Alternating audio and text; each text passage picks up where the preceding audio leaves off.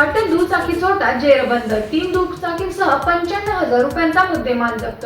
MIDC police ठाण्याच्या गुन्हा शोध पथकाने धडक कारवाई करत भुसावळ येथून एका संशयित दुचाकी चोरट्याला ताब्यात घेतले आहे.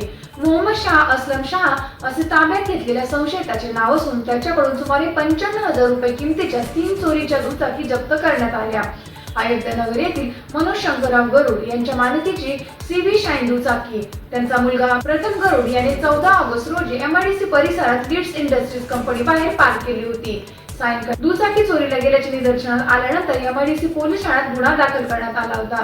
पोलीस निरीक्षक बबन आव्हाड यांच्या मार्गदर्शनाखाली विशेष पथकाने CCTV फुटेज आणि तांत्रिक विश्लेषणाच्या आधारे तपास करत संशयितांना भुसावळ येथून ताब्यात घेतले.